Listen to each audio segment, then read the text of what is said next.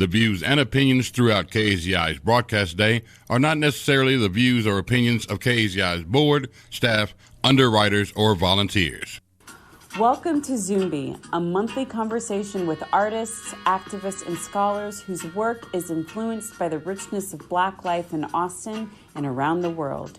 Your host is writer and community curator, Stephanie L. Lane. Good morning, KAZI listeners. Again, this is ZUMBI, named after Afro-Brazilian freedom fighter Zumbi dos Palmares. And as always, I am your host, Stephanie Lang. And as always, making it happen, wearing many, many hats, is Mr. DJ Slice. Good morning, Stephanie. How are you doing this morning? I am doing well, very well. Good to see you up and good to see you up and smiling. I'm glad to see that smile. Smiling. Yeah, you know, with everything going on in the world, local, at home, and abroad, I often think of my grandmother's saying, "I'm bent but not broken." That is true. Yes. So today, I am really excited and recognize how fortunate I am that I have so many amazing people in my life who do such important work in the community and for so many different communities. And today is definitely not an exception. So today, my guest is my dear friend, Sona Shah. Sona? Hi, Stephanie. Hey, I can't see you, but I hear you. Oh, you can't? Yes, okay, I have my video on. Okay. There we go. I see you. All right. So I'm going to introduce you to the folks. Thank you. All right. So Sona A. Shah is a cultural and arts education manager at the City of Austin's Asian American Resource Center. She received a BA in Asian Studies from the University of Texas at Austin and an MA in International Development and Social Change from Clark University in Worcester, Massachusetts. Prior to working with the City of Austin, Sona was the assistant director at UT's Austin Center for Asian American Studies, where she oversaw programs, course and curriculum administration, community relationships, and advised students. She also taught an undergraduate course called Bridging Community Through Service Learning, and that's where we first met as well. Yes. With that role. Sona is a second generation South Asian American, born and raised in Houston, Texas. All right. She has over 20 years of experience working in community around social and environmental change issues. And again, I'm just really excited to have you on the show today. Thank you so much. I'm so excited to be here. Yes. So one thing that is a tradition on the show is I think it's really important for folks to kind of learn a little bit about you. We all have a story and a journey that brings us to the work that we're doing. So let's start by you talking to us about a bit about your journey. What brought you to this work? Yeah. No, definitely. My work is very much connected to how I grew up here in the United States. So like I said in the intro, or you said in the intro, I'm a second generation South Asian American. My parents are immigrants from India, and they immigrated, my dad in the late 60s and my mom in the early 70s. And I grew up in Houston in a very white suburban sort of neighborhood. I was one of probably the only South Asian in many of my education, like especially elementary school, middle school, and high school. And this was in the 80s, right? So I grew up in the 80s there, which I know so much of the demographics are changing right now. But when I reflect back about when I was younger, I really have been coming to terms in the ways that we have been racialized in this country. Mm-hmm. And I think about, I used to be so ashamed of when my mom would wear a sari out, out in public someplace. Like there was very much this wanting to be white, wanting to assimilate in ways where I knew I was very different. And so, fast forward, like in high school, I started coming to terms, right, with understanding more of my identity. And I think it was starting to be more accepted and kind of being more proud of my heritage. And then in college, I took an Asian American Studies class, right? And I think, you and I both know kind of the impact that can have on students where they don't feel like they belong in this country. And I took an Asian Women in Diaspora class, and where I got to actually do an oral history on my mother and really understand her story of, what it was like for her coming to this country, not speaking English, not really knowing my father that well, and all these things. And after that, in college, I wanted to go live abroad. I knew I wanted to do something that wasn't corporate, that wasn't sort of, like doing harm in some ways, depending on, I just knew I had this sort of feeling. So I actually went to Peace Corps, and I was in China for 2 years where I taught English at a college. And there I realized like I will always be considered sort of an outsider, even though they never really saw me as American, because they only saw black and white as American, not necessarily somebody who's South Asian American. And when I came back, I went to work with Saheli, which is now called Asian Family Support Services of Austin.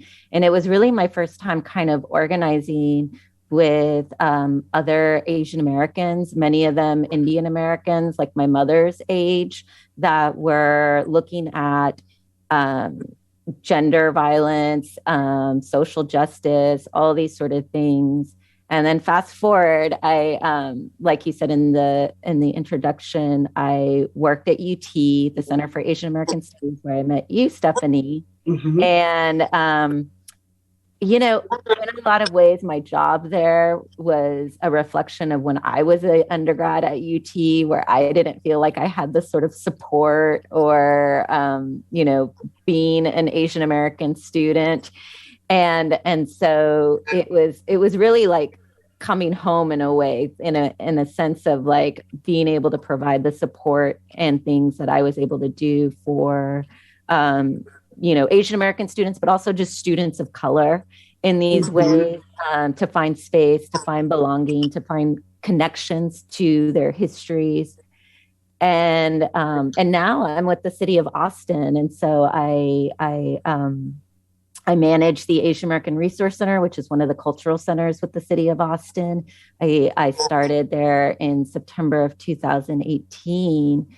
And it's just such a privilege to kind of be able to work in your community in these ways, because I think that's what I've always been sort of seeking growing up, is like never feeling like I belonged here in the United States, but also in India, because they saw me as, they call them non-resident Indians. So I was an NRI, very Americanized in ways. So yeah, that's kind of my journey into this work. Yes. Thank you for sharing that. And this definitely is a great segue as well into your work with the Asian American Resource Center. And can you talk about that? But also, I think you spoke to the term Asian American, right, is so broad. There are so many religions and cultures and histories, they're kind of lumped into this one category. So, which I imagine makes this work even more beautiful and challenging at the same time, and make sure everyone's represented and heard, and the complexities within the different cultures and dynamics, I can imagine. Yeah. So will you speak to that as well? Yeah. So it is just like you said, there's so many different countries of origin. so many different ethnicities, so many different languages, all these sort of things that, and complicated histories also within Asia. So in a lot of ways, I feel that, and that's honestly why I identify sort of more as South Asian American, because we all sort of have these unique experiences. So managing a cultural center that's called the Asian American Resource Center, it is complicated in a lot of ways. And I think, some of the work that I try to do with my staff and also just other, kind of city colleagues in these conversations we have is there's no way we're going to understand all these different communities, right? And so, but how do we engage in a way that we're,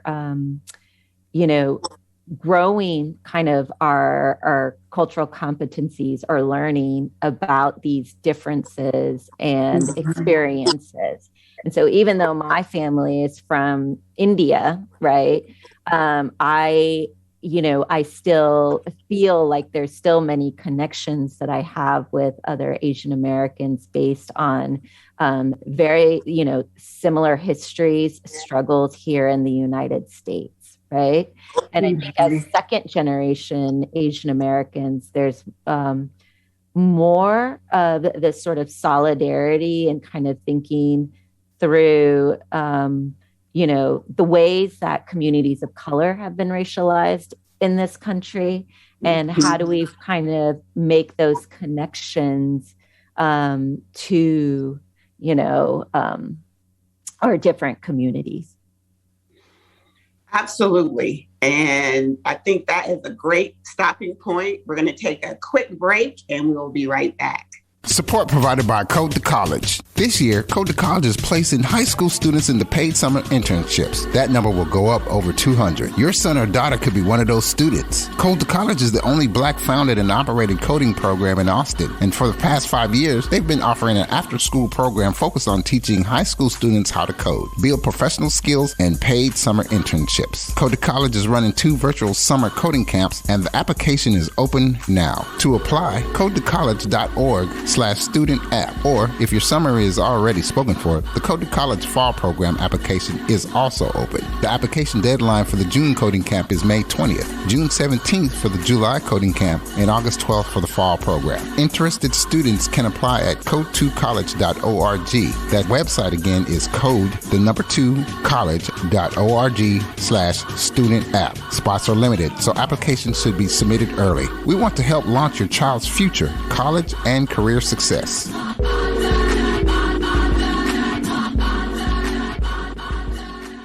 Hey, what's shaking, y'all? This is Noel Gordine. I want you to check out Ingrid After Dark every Friday morning, midnight to 5 a.m. on KAZI 88.7 and on the web at kazifm.org. At home, in your car, online at kazifm.org.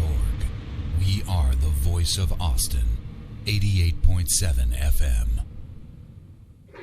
All right, we are back with our guest, Sona Shah, who is the Cultural and Arts Education Manager of the City of Austin's Asian American Resource Center. And before the break, we started to talk about solidarity within, the various Asian American communities. Mm-hmm. Right. Yeah. And kind of with our programs, I think that's part of the challenge, right? And how do we make sure that we're sort of representing all these different Asian ethnicities and languages? And I'll be honest, like we are still learning interpretation, translations, all of that thing, especially when you work within an institution, takes time. And I feel though that we are really intentional about that in our work and how we think about that. So, for instance, we have a very large, one of the first programs that started at the Asian American Resource Center. It opened in 2013. And so I became manager in 2018. But one of the first programs that started at the AARC was a senior program, and it was really about getting our Asian American elders together in this sort of space and having, sharing a meal. And what we see is that for many of these seniors that don't speak English can feel very isolated and aren't necessarily getting the, other sort of mainstream, maybe senior programs. So part of our work has also been really working with other organizations. This year, we actually partnered with Meals on Wheels, where they can help provide more sort of Asian food options for our seniors. And during this time that we've been closed, we've been doing virtual programs. So we offer virtual Tai Chi and yoga weekly for our senior program participants. And we typically have an interpreter who speaks Mandarin, since many of our participants are Mandarin speaking. But we really want to expand that to Korean and Vietnamese. And then we also do adult, programming, where it is, we have a book club and these different spaces. And I think a lot about our work when I was at UT, and when I met you, you were at the Warfield Center. And so we were both working in these ethnic studies spaces. And so many of the students needed that, right? It was their first connection with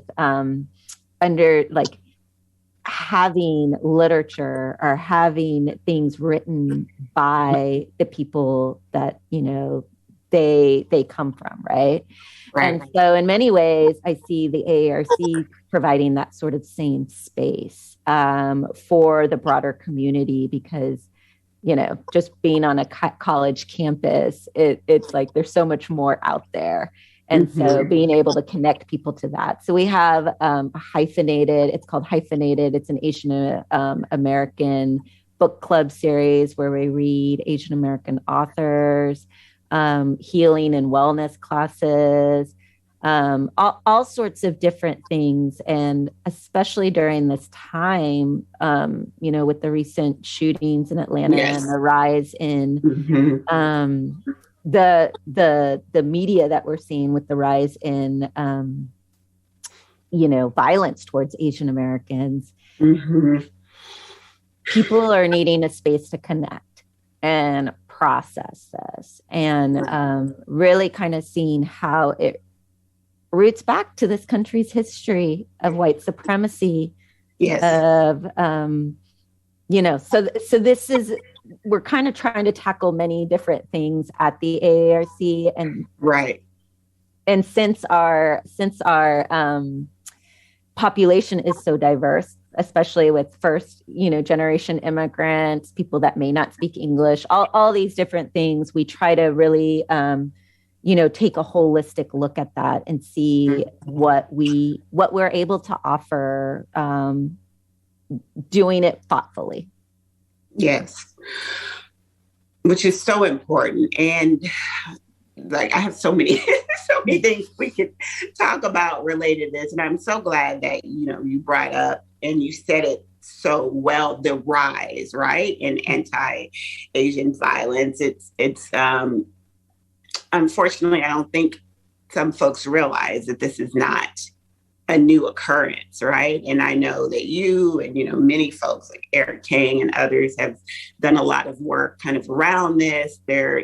I remember kind of the beginning of COVID when we saw this rise in anti-Asian violence, some of the projects that you all were doing around informing and creating spaces for folks, right? And then also this kind of historical contextualization, the Austin History Center, talking about the history of, the Asian community in Austin and just all of the different contexts, just really important, which is part of why I think it's important for you to be here on ZUMBI, which is a show that's targeting, the African American community, around, the ways we are so intertwined in communities of color, right? The way white supremacy plays a role in our own kind of histories and the way we relate to each other.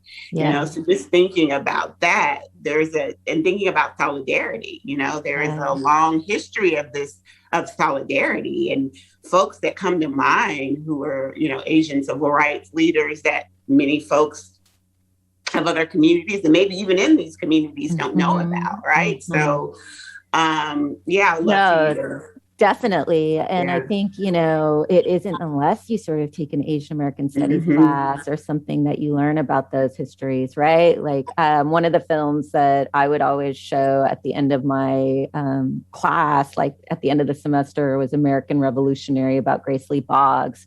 Yes. And I think personally, I know so much of my work has been sort of within Asian American communities, but I think there is so much connections that we have as communities of color. And I think even about my other cultural center sites, right?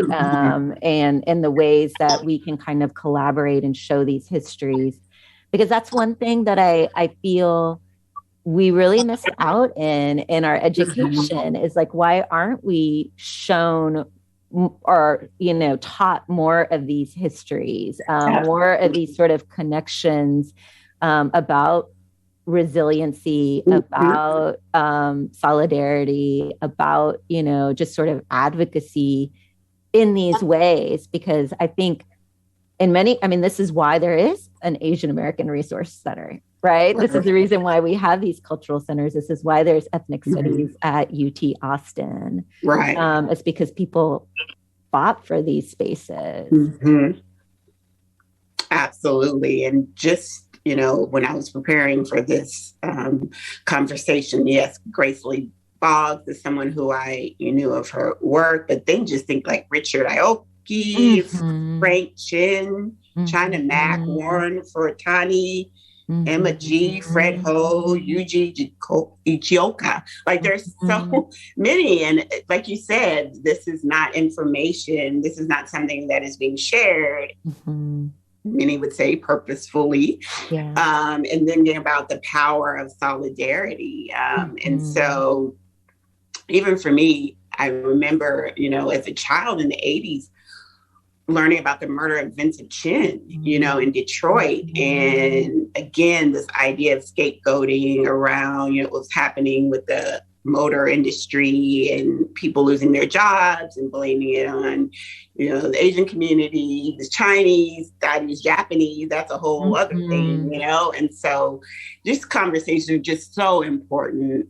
So in our kind of last few minutes, would you talk about some of the things that you all are doing around that and collaborations with other organizations? Sure. So, one thing I'll make a plug for is we host an annual signature event called Celebration. Last year, we actually had to cancel it because of COVID, but this year we're doing it virtually. And this year, our theme is really called we termed it as Uniting Cultures. And part of that theme is really about solidarity among Asian Americans. And, in these moments of terror, hate, feeling unsafe, how do we celebrate sort of joy in our culture, right? Because, just from my history of wanting to try to assimilate so much, how far removed we can be from our ancestors in that way. And I think a lot about that. But Uniting Cultures is also around this, recognition that, the city of Austin does think about racial equity, right? We have the equity office, we have all these things. And so in a lot of ways, I feel like at the AARC and kind of what we're doing in the Parks and Recreation Department is really, how do we train like our employees in these ways to think about racial equity as a whole, right? And not just sort of our own representation, and where can we sort of make those connections? And so another thing we're going to be organizing is sort of a series of workshops because also for Asian Americans to process this stuff, just like you were saying, you didn't learn a lot of these things. Honestly, a lot of us didn't learn this about our own community, right? And I think until we kind of learn internally of how we process the ways that we are racialized, then we can really kind of link up with other communities to just, tackle white supremacy, tackle these things. And so that's why I'm so grateful for my friendship with you too, Stephanie. I feel like you've taught me so much over the years, and I just value our friendship. Thank you. Likewise, for sure. So we have about 3 minutes left. And again, we have these conversations all the time. There's so many ways we can go, but if I'll try to keep on script, so to speak. So if people want to learn more about what's happening at the Asian American Resource Center, how would they do that? So we have a Facebook page, ARC Texas, and City of Austin website too. And then we have a biweekly newsletter that comes out, and we do try to include also just a lot of resources for community members, especially around this time of accessing city resources. So you can, and we have an Instagram account too. I think with social media now, we're all able to stay way much more connected. So yes, please follow all of that. Wonderful. Definitely will do that. And we'll figure out how to make sure that people know how to connect with you all through our resources as well. Thank you. I appreciate that. Yes. So, and as well, I'm with the Center for Community Engagement, Equity, and Community Advocacy, and, we work with many communities of color. And so I'm also excited that we are going to figure out ways to collaborate in the future. Definitely. Definitely. Yeah. Yes. All right. Well, with that, now look at us. And we're on time. Well, thank you again. I'm lucky to have such amazing folks in my life. And I really encourage folks, some of the names that we mentioned, learn about this history of, Asian activism in this country. There's many organizations and scholars who are doing this work, nationally and locally. And I think in this moment, one of the ways we can kind of rise up against a lot of this violence is through research and learning and conversation.